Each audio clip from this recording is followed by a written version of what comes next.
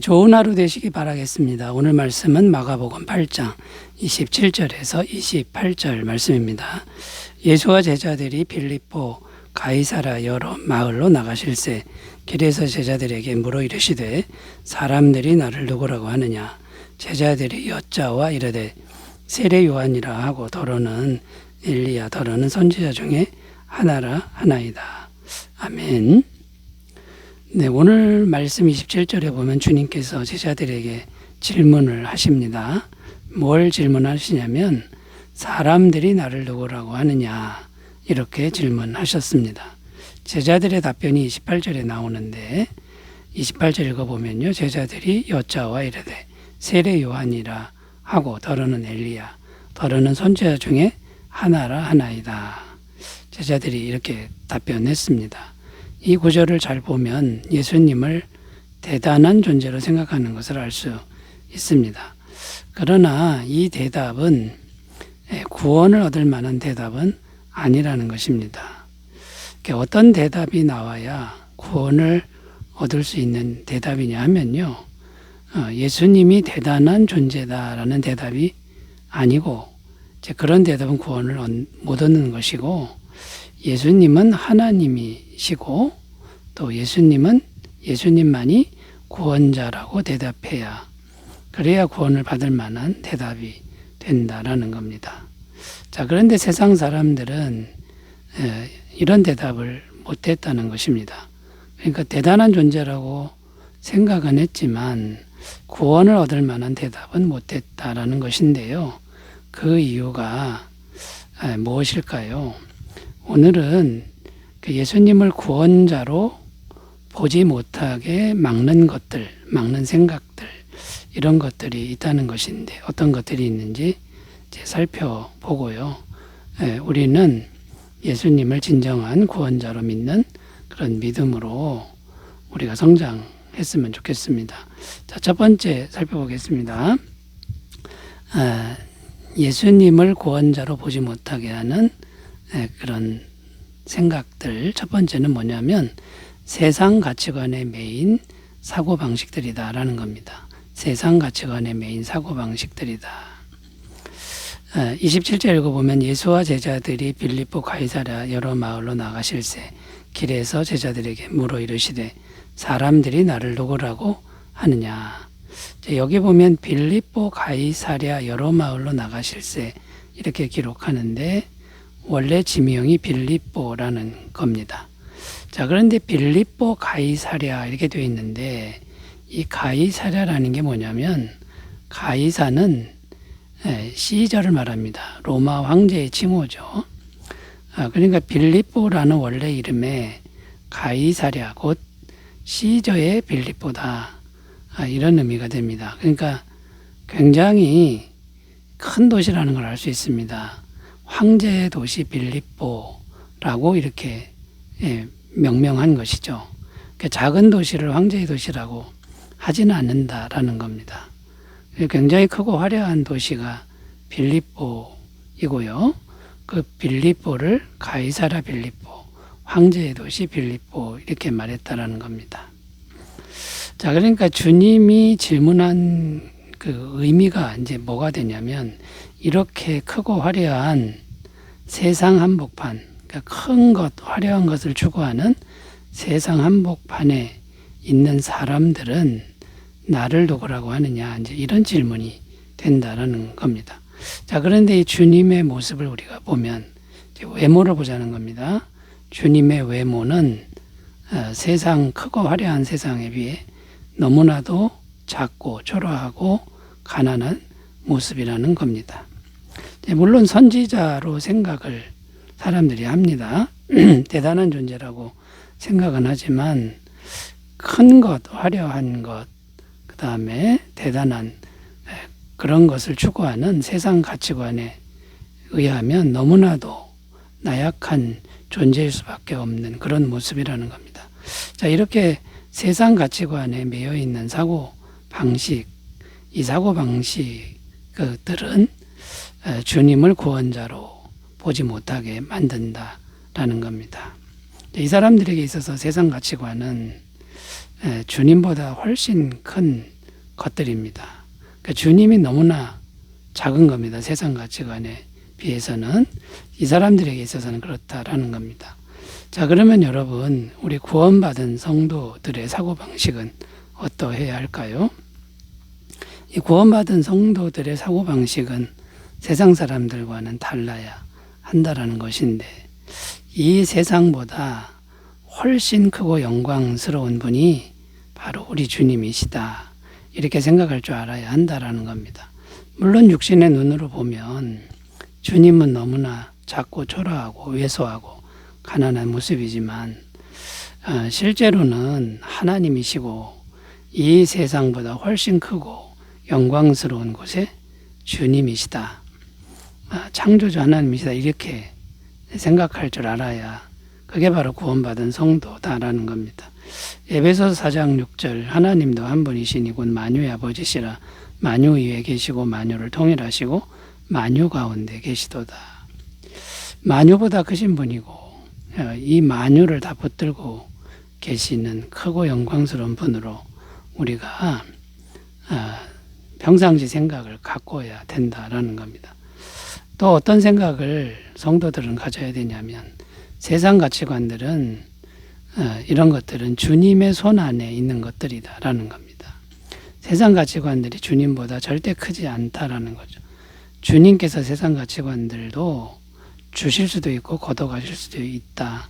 이런 사고방식을 가져야 구원받은 성도라는 겁니다. 역대상 29장 11절 12절 여호와여 위대하심과 권능과 영광과 승리와 위엄이 다 주께 속하였사오니 천지에 있는 것이다 주의 것이로소이다. 여호와여 주권도 주께 속하였사오니 주는 높으사 만물의 머리이심이니이다. 보호하기가 주께로 말미암고 또 주는 만물의 주제가 되사 손에 권세와 능력이 있사오니 모든 사람을 크게 하심과 강하게 하심이 주의 손에 있나이다. 자, 여러분, 이 세상에 모든 부와 기와 권세가 다 주님 손에 있다는 것을 우리가 굳게 믿는 믿음이 된다 그러면 우리는 이미 구원받은 그런 생각을 하는 사람들인 줄로 믿습니다. 자, 여러분, 세상 가치관에 매인 이 생각들을 초월하시는 은혜가 있으시기 바라겠습니다. 자, 두 번째로 가보겠습니다. 예수님을 구원자로 보지 못하게 하는 생각들. 두 번째는요, 미신적인 사고방식들이다라는 겁니다. 미신적인 사고방식들. 28절 읽으면요, 제자들이 여짜와 이르되 세례 요한이라 하고 더러는 엘리야 더러는 선지자 중에 하나이다. 이렇게 기록하는데요, 여기 보면 제자들이 여짜와 이르되 세례 요한이라 하고, 이 세례 요한 이름이 나오는데 이게 무슨 말이냐면 죽은 세례 요한의 영혼이 예수님에게 들어갔다고 하는 사람들이 있습니다. 이런 뜻입니다. 자, 세례 요한이 대단한 인물이긴 하지만 세례 요한의 영혼이 주님에게 들어갔다라고 하는 건 대단히 미신적인 사고 방식이라는 겁니다. 죽은 자의 영혼이 다시 다른 사람에게 어떻게 들어갈 수 있습니까? 그런데 사람들은 이런 미신적인 사고 방식들을 많이들 갖고 있다라는 겁니다. 생각보다 아주 많다는 거죠.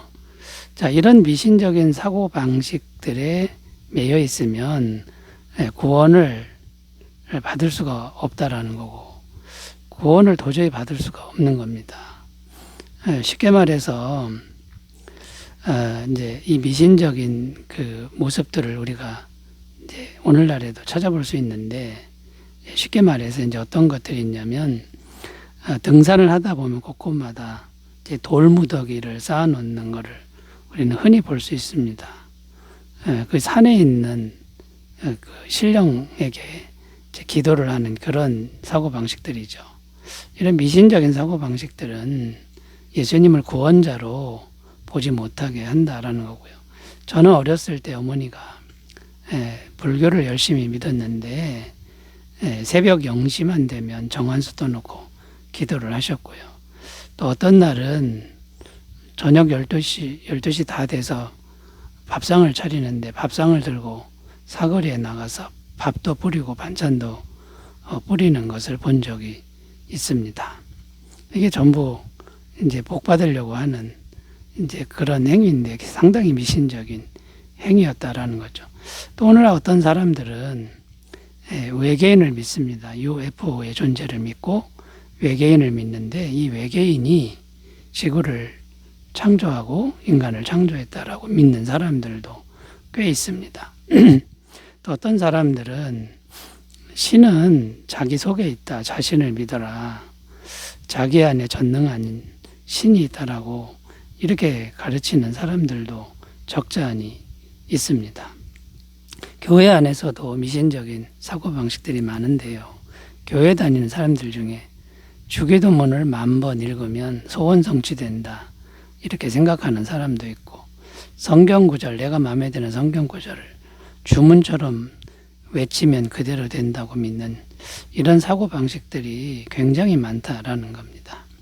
자, 여러분, 이런 미신적인 사고방식들은 구원을 가로막는다.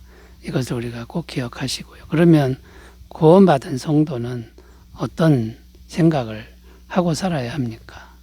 주님과의 진실된 관계, 그리고 마음으로 조용히 인격적 관계를 가꾸는 것이 이것이 구원받은 성도들의 사고방식이어야 된다라는 겁니다. 미가서 6장 8절 사람아 주께서 선한 것이 무엇임을 내게 보이셨나니 여호와께서 내게 구하시는 것은 오직 정의를 행하며 인자를 사랑하며 겸손하게 내 하나님과 함께 행하는 것이 아니냐. 주님과 조용히 겸손하게 행하는 그런 삶을 잘 사시기 바라겠습니다. 자, 세 번째로 가겠습니다. 주님을 구원자로 보지 못하게 하는 생각들. 세 번째는요, 기적에 집중하는 사고방식들이다라는 겁니다. 기적에 집중하는 사고방식들이다라는 거죠. 자, 28절에 보면은 더러는 엘리야, 더러는 선지자 중에 하나라 하나이다. 세상 사람들이 이렇게 말한다라는 거죠. 자, 엘리야라고 나오는데 엘리야는 어떤 선지자입니까? 하늘에서 불을 내린 기적의 선지자라는 것입니다. 예수님도 기적을 많이 행하셨지요. 그러니까 엘리야 같은 선지자라고 보는 것이 이해가 됩니다. 예수님도 기적을 행하셨지요. 그런데 기적을 행하는 예수님만 믿으면 구원이 되지 못한다라는 겁니다. 세상 사람들은 기적에 많이 집중합니다. 기적만 바라는 믿음은 구원받는 믿음이 아니라는 거죠. 그러면 구원받는 믿음은 어떤 것입니까? 십자가를 통한 영원한 죄사함의 은혜를 믿는 믿음이어야 된다라는 겁니다. 기적이 없다는 말이 아니라 기적은 있습니다만 그것만으로 구원은 안 되고 죄사함의 은혜를 믿어야 구원이 된다라는 것이죠. 구원의 진정한 의미는 기적이 아니라 영원하신 하나님과의 영원한 연결이라는 겁니다. 이 하나님과 영원한 연결은 영원한 죄사함만이 가능한데 그 영원한 죄사함은 예수님이 십자가에서 다 해결하셨다라는 거고요. 기적만 믿는 믿음은 영원한 연결이 안 됩니다. 그때 단발성이고 일회성인 그런 행위들이다라는 것, 사건이라는 거죠. 자, 그러므로 여러분, 우리는 어떤 사고방식을 가져야 합니까? 죄사함의 복음을 믿는 그 믿음으로 우리가 잘 무장하셨으면 좋겠습니다. 이 죄사함의 복음을 믿는 이 믿음, 이 복음의 말씀을 믿는 믿음이 되면 구원받은 사고방식들이 된 줄로 믿습니다. 기도하겠습니다. 하나님 아버지, 우리는 세상 사람들처럼 주님을 구원자로 보지 못하는 자가 아니라 오직 주님만이 구원자인 것으로 믿는 믿음이 되게 하옵소서. 예수님의 이름으로 기도드립니다. 아멘. 좋은 하루 되시기 바라겠습니다. 감사합니다.